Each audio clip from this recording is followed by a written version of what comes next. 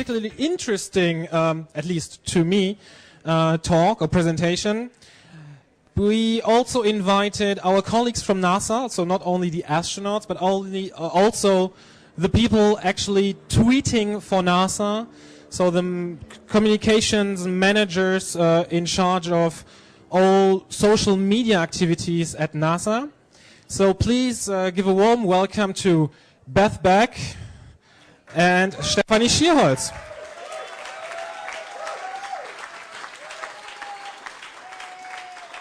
And okay, I start with one single question. Who of you guys did invent the NASA Tweetup? Neither of us.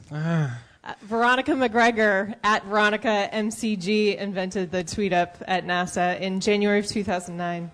Okay, so you have a long experience with the Tweetups. This is our first one. How do you like it so far? This is great. Thank you so much for inviting us. Wir sind sehr glücklich, hier zu sein.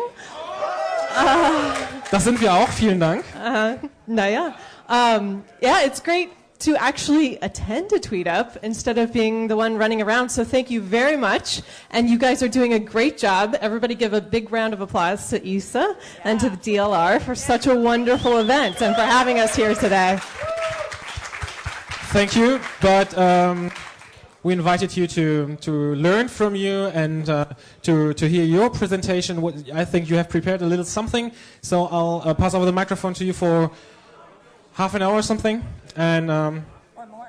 Or even more. No, we have some other super interesting things still on the plan. So please go ahead.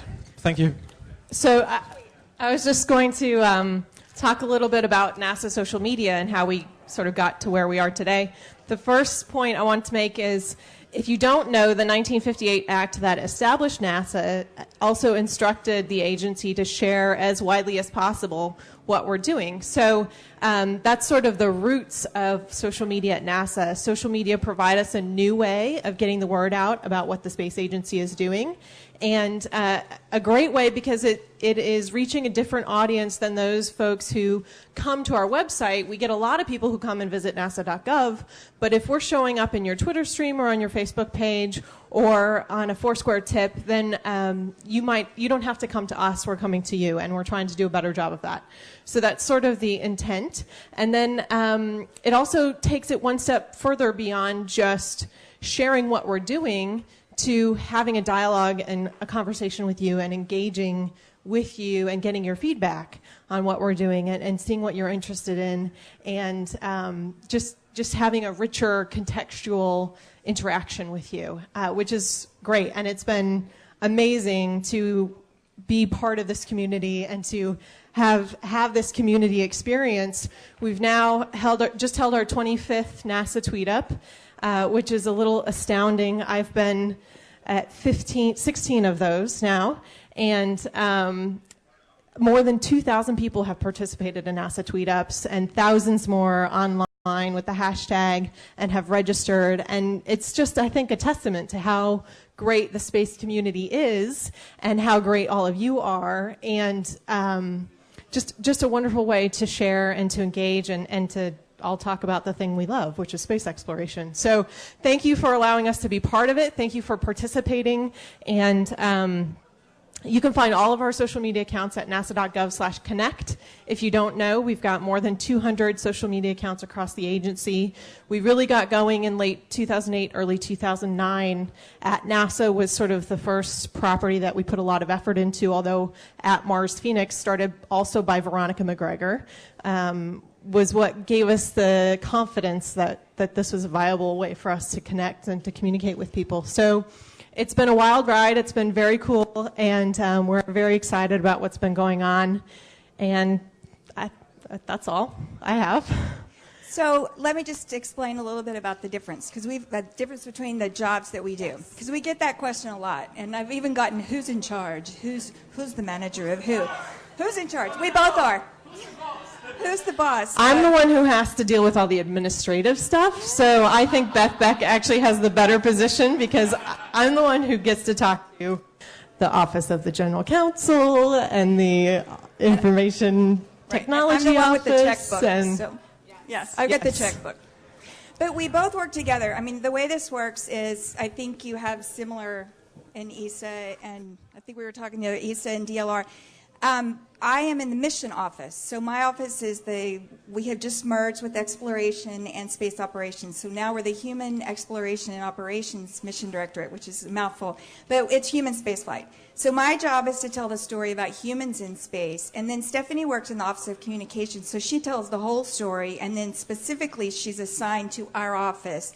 So she and I work together on all the human spaceflight issues. She also is social media manager. So she does all the other tweet ups that I don't go to. So I start getting all of these tweets about, why aren't you going to Grail? Well, that's not human spaceflight, so that's not my issue, though I love it. I don't know much about it, but I love it because it's space. So the cool thing that we get to do is come out and meet with all of you. And the tweet ups, it's really hard to tweet and talk at the same time. I do it all the time, but that's when I trip. So we get to come out and meet with all of you who have learned a little bit about what we do, and the best part is we get to let you have an experience. So that's what social media does. Is it's not, in the old days we had a story to tell. So we put out a press release and the media told the story and you maybe read the newspaper or not. But now we get to tell a story, we get to invite you into the story, we let you have your own story, and then you tell all your friends and family about your story that we were able to just give you a prop for. So this is kind of the way of the future, I think, is that it's not us telling the story, it's just us letting you in. And that's what social media does. And there will be something else. Social media will only be here for now, and then there'll be something else. And hopefully we're right on the edge of that, the leading edge of whatever the next thing is that lets us communicate. But we're just happy to be here and be part of it with you and to learn and grow, because we have this has changed over the last couple of years. Our jobs have changed, as have a lot of yours. But it's nice to be able to be in a place where we can be creative and take these tools and figure out new ways to use them. And you're teaching us a lot about how to use these tools. I mean, we're learning as we go. Yeah, and this may sound silly to you, but for us, I know one of the things that social media has done from our side is tell us that you actually do care. You know, sometimes being on the side of sending out the word, we might just feel like we're sending it out into a void. And now that we have this way to have a dialogue about it, it gives us the feedback of what actually interests you and what you're paying attention to and what you're reading and what you're taking in and what gets you, you know, what gives you that goosebump, oh my gosh, space exploration is so cool feeling. And that's good for us on this side of it, to have that feedback and to tap into that excitement, because we both feel it. We work at NASA because we love space exploration, and you might not always see it from me, more so from Beth Beck, but I do actually get giddy about all this stuff. So do you have questions? Yeah, we can keep talking, or you can talk to us. Wow. Why don't you and I share that? I think it's on. Hi. Well, as you know, today was our very first tweet up, so maybe you can tell us, what did we do right and what did we do wrong today? So you had coffee, food, and T-shirts. Awesome! Yeah, we can't do that. So we have all these regulations where we can't provide food and we can't provide clothing with taxpayers' money. So we love that you don't have that rule, and thank you for having this, because we have to tell people bring your own, BYO everything. Yeah. And we're dry and we're connected, and we've had 9 astronauts visit us today, which is setting a pretty high bar for NASA Tweet Up. I might just have to retire after this. No, but this has been wonderful, and we've enjoyed meeting all of you. And I have enjoyed, like Stephanie said, we're so thrilled that we didn't have to do anything except come here. And we've gotten to see a lot of what you do, which is amazing. I think there's so much more for us to see. So thank you. We really appreciate your hospitality, and we will go back with stories to tell of our own. We can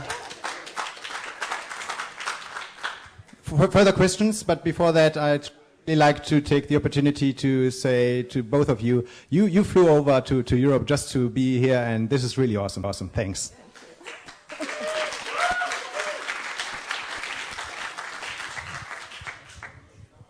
Hi, I'm at Dr. Lucy Rogers from the UK. Having been to a NASA Tweetup and now the Spacetweetup here in Europe, I'd like to ask if you can tell us how much is it costing NASA and ESA and DLR to put this kind of event on, because I'm really hoping that the UK Space Agency are going to do something, so I just want to tell them the details. So, as she said, Beth has the money, but I'll let her answer. But first, I'm going to give a little bit of an answer, which is that more than just the physical cost of having a tent and having Wi-Fi, the more intensive cost is the labor and the resources that people put into it. For the first launch Tweetup, STS-129, we actually calculated the hours, the person hours that it took to host that event, and we figured that if it were just one person working full time, it would have taken 9 months of work to put that event on.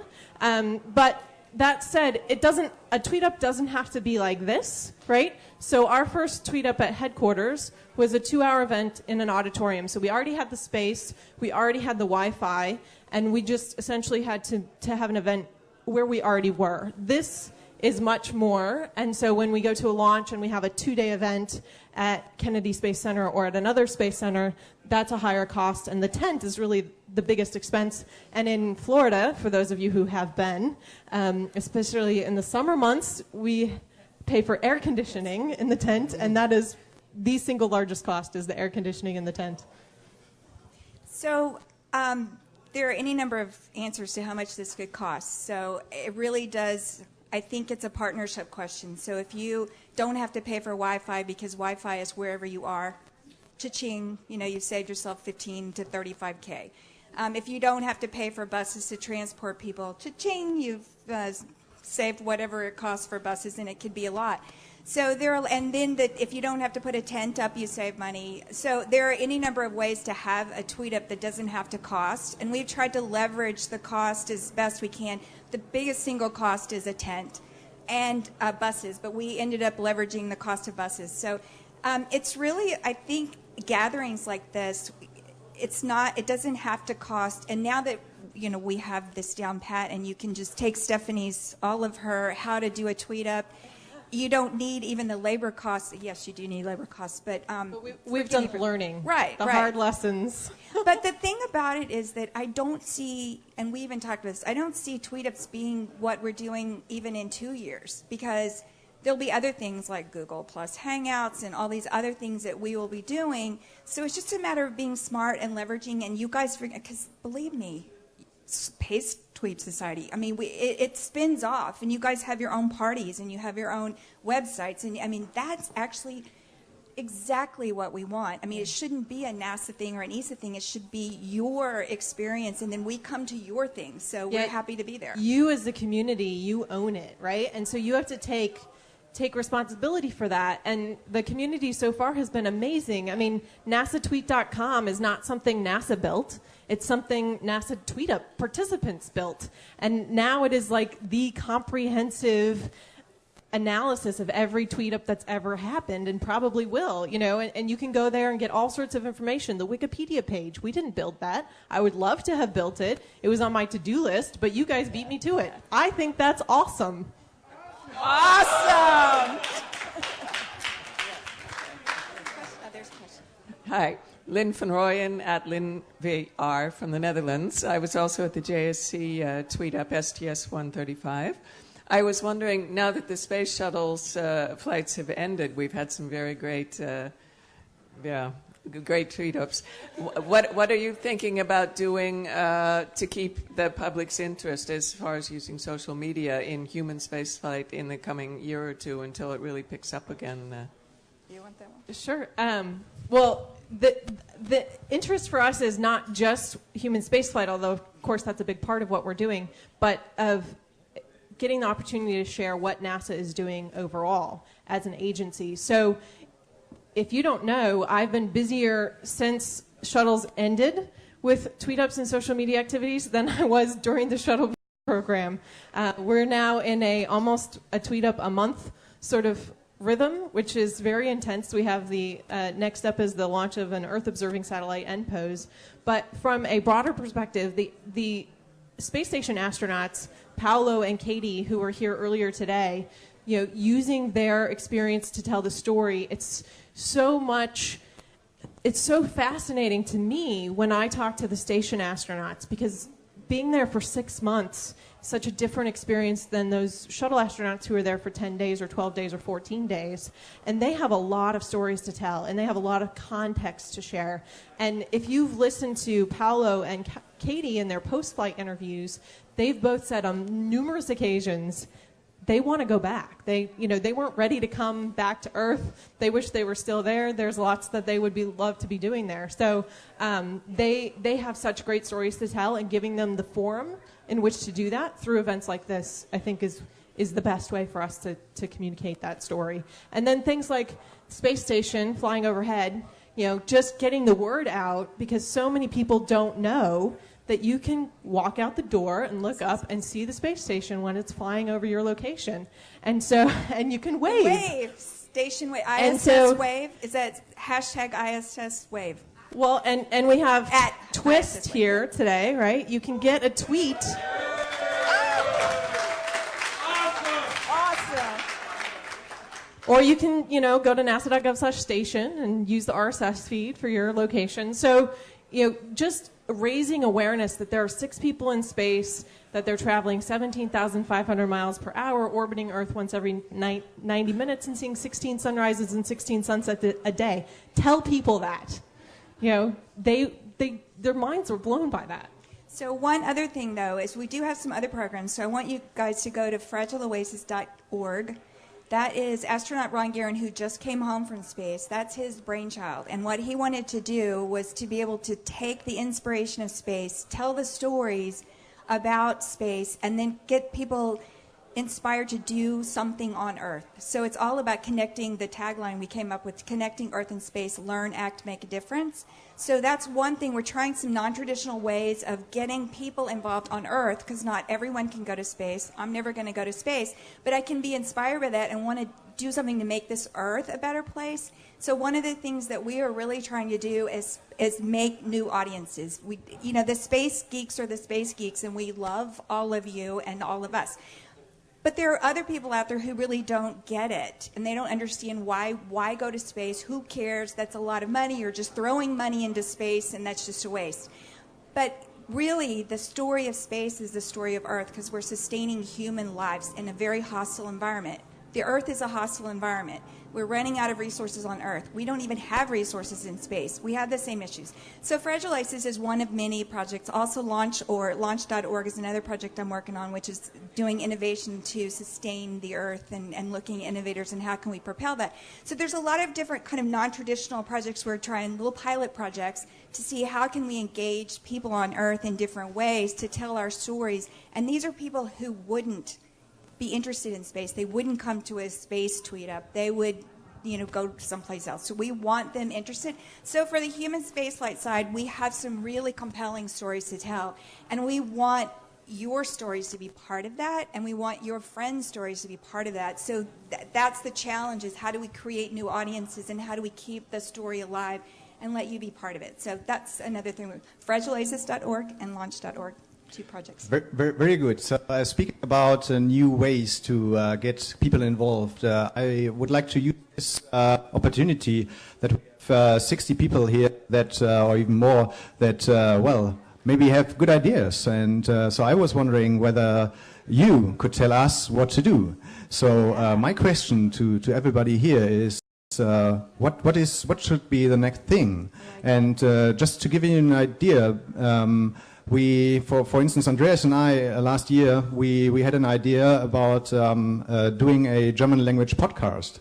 So that was, which is called Raumzeit. And we tried to establish a new genre, a new format. And we experienced that worked out pretty well. And I'm telling you because you not have noticed it, because it's German language only. But we have the moderator here today. It's Tim Pritloff. He's standing right back there, now raising his hand.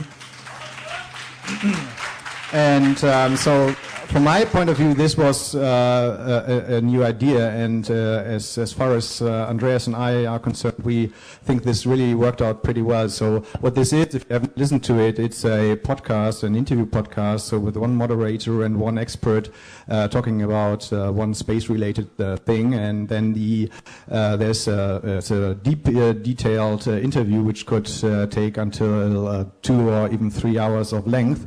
And the interesting thing is that in the internet we have the trend going to very short content pieces. But on the other hand, people are so interested in space that they even listen to a 2.5 hours podcast. So, and this was only one example, and I'm afraid it's only been established so far in German only, of a new format that we established. And so I would ask you, what are your ideas, and what should we do? Do you want us to do some English language podcast, or so? What do you think? And we'd echo that. You might have heard that, government budgets are being crunched these days, so it's always a resource issue for us. So we're interested in what sort of has the highest volume of getting out there, or return on the time that we're putting into it, the resources that we're putting into it. We have a question. First question there, the lady. Sorry, my name is Claudia Di Giorgio, I'm a journalist. I would like to know which was the attitude by the traditional mainstream space reporters towards the NASA tweet-ups. I mean, the first time that the sacred... I'd prefer that you ask them that question, but... I have plenty of comments about that. The great thing is now they come up to me, the reporters, the longtime space reporters, Todd Halverson being one of them with Florida Today, came up to me at STS-135 and he said, I get all of my updates about the shuttle mission from NASA's Twitter feed. Very good. Well, so let me add to that real quick. After the very first tweet-up we had, which is the 129 tweet-up, at the press site, what was fascinating was the biggest story with the reporters is why would these people who do this Twittering thing even be here? And so we ended up answering so many questions about why and what did it matter and what you were there for. That was the very first one. Every other tweet up after that, all the reporters and the news team were in the tent interviewing people, and a lot of you who have been to ours have been interviewed, and so it's changed. And we were the story. The story was that the tweet up was happening. We made the news by doing it. And so all the people that couldn't imagine why it was worth our while ended up writing stories about why it was worth our while. And the other thing I would say is that as news media are shrinking their outlets, more and more of the space reporters, even longtime space reporters, have gotten laid off from their particular magazine or newspaper. So we're seeing those numbers dwindle of the long-term space beat reporters, and that slack is being picked up by all of you. So have you had anyone ever tweet from stage before? Just want to ask. Have you? Here's another question. Not a question. There seems to be, from what Katie was doing up at the ISS playing flute on the space station, there's an awful lot of people who seem to be passionate about music and astronomy. Why not take a pop concert idea and get thousands of people, seeing things on stage, having people play music, have astronauts go up on stage, that type of thing. Do you want to be in charge? And that's been integrated somewhat. So the U2 concert this year features Mark Kelly doing a downlink from the International Space Station, and their concert actually last year also had a downlink from the space station. So there's been some collaboration where there's been interest, but again, it is... So how do you see that? Do you see it having a concert in space or having a concert about space? About space. So I would suggest crowdsourcing. Who wants to be in charge of that? And I think it should be you. And so you guys come up with a plan, and we'll figure out how to make it happen. Like Live 8, right? Yeah. Live 8 for space. I love that. Okay. Hello, I'm from the Austrian Space Forum, and my Twitter name is @Olidex. I was wondering, in the USA, more people are using Twitter than in Europe. That's probably also why it took so long that we could have a space tweet up here. Did you have any problems getting people to a tweet up? Do you have to promote it, or is it, they just sign up? They turn up.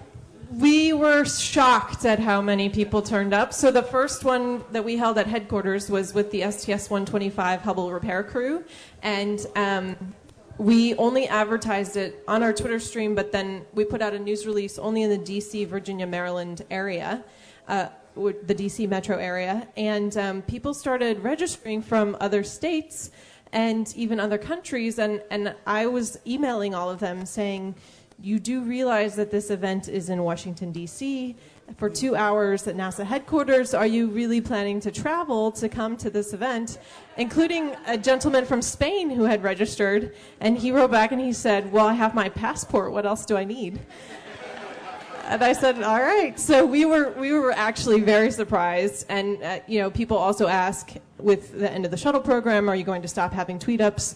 And I look at the registration numbers. We just had the registration for the NPOS launch coming up. We have 25 slots for that only, and we had nearly 700 people register for that tweet up. So as long as we have the interest and as long as we can scrounge together the resources, I think we'll continue to hold tweet ups or whatever they evolve into as we integrate more social media. But I think one of the things to think about is when you're planning whatever it is, if it's a tweet up or some social media event, the point is that you're pulling the curtain back. So in order to make it a really, really interesting event, it's bringing in people that are interesting. And so you want to let those who would never touch, I mean, we do this every day. I mean, it's kind of surprises, like, really? You think we're interesting? Really?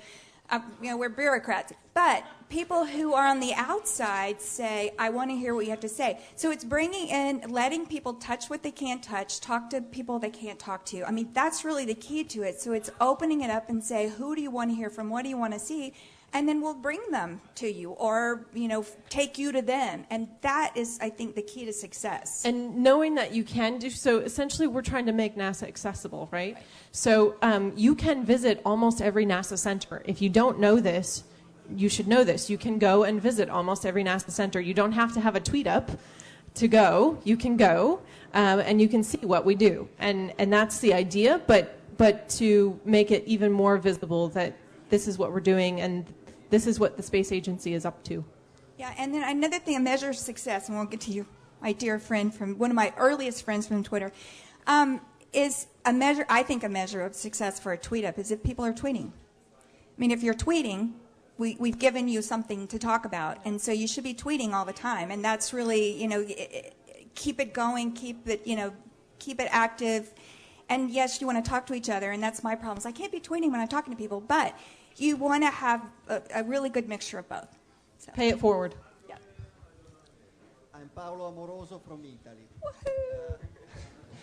Among the people who work for the space program, is there someone who has a particularly interesting story to tell and has had no occasion yet to tell it via social media, and you'd like her or him to do?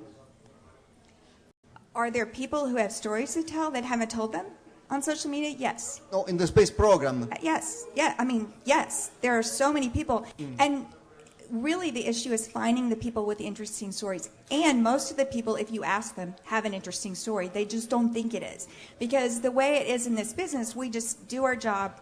And, it's space, this is what I do, and it's easy to lose track of oh my gosh, I work in the space program. Like Luca telling us that it's not interesting for him to tweet about being in astronaut training. Are you kidding me? It is interesting. Beth and I could probably, off the top of our heads, list tons of people who are doing interesting things at NASA who are reluctant and just, it's sort of the Neil Armstrong perspective of, I'm just doing my job. Why would anybody think that it's remarkable? So people that sew spacesuits, I think that's fascinating. I think it's fascinating that humans are sewing a spacesuit that keeps a person, a human, safe in space. I love that. And so the thing that I love to do in going out, because I've been 6 years in this job as outreach, going out to the public and talking about what we do. Photographers have jobs in the space industry. I can't say seamstress. Sewers, who are men and women. Producers. Steamsters might be it. have jobs. There are people who do data analysis. I mean, there's just any number of jobs in space. Artist slash engineer slash, so it's really giving them a place. And to tell you the truth, for social media, a lot of people are afraid to speak and have a personality, because we're so used to in the government not having a personality, that the government speaks and not Beth. And when all of a sudden Beth speaks, Beth can get in trouble. So, and Beth does get in trouble a lot. But you have to, it's just feeling safe to get out there and speak that, tell that story. And we're learning how to do that even deeper and deeper in the organizations. We're better at it at headquarters. At the field centers, people feel less safe to do that. But we're working on that. So. Hi, I'm Karen Lopez. I'm from Canada. I'm Data Chick. So I'm another one of those weird people that flew a long way just to come talk to people. Several times. It's real crazy, yeah.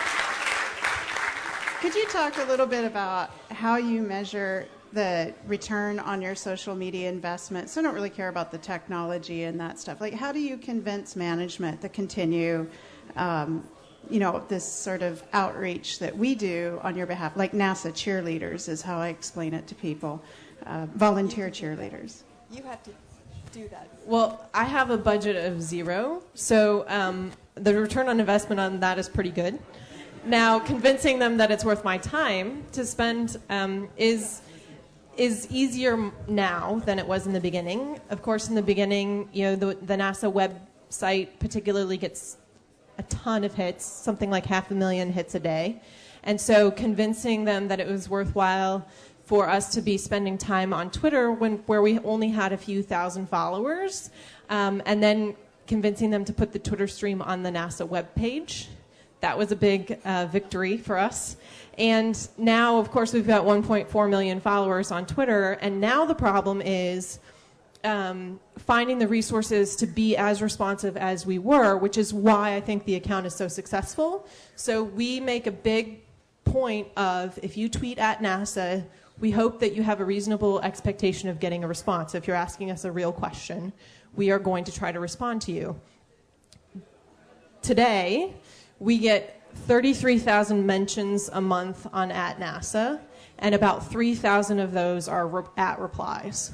So just monitoring the @replies, you're talking 100 a day at least, and finding the time to be as engaging as we were when we only had a few thousand followers and a couple of questions a day is the challenge on our part now. So now the question becomes, can we convince them to put in additional resources, i.e. give us more people and give us the opportunity to keep up sort of the speed that we had established of what we were doing, as well as figure out what we're going to do with Google Plus and add more Foursquare tips and, figure out how we can improve our Facebook page, which we just, if you don't know, we added a tab on our Facebook page for the image of the day. So you can now, if you like the Facebook page, you get the image of the day every day in your Facebook news feed, as well as we tweet it out on Twitter. So that was a small improvement we made, but those are the sorts of things. I'm terribly sorry, but we have to stick a little bit to the program. We're here, so you can ask us questions. It was super interesting. Thank you very, very much. And again, thank you for being with us. And I guess you would stay. You would stay here, and then in the afternoon we'll have maybe another opportunity to have another conversations. So thanks again for the insight. Well, we thank you for wanting to hear what you. we have to say and inviting us here. So we love it. Thank you. It was a pleasure. Thank you.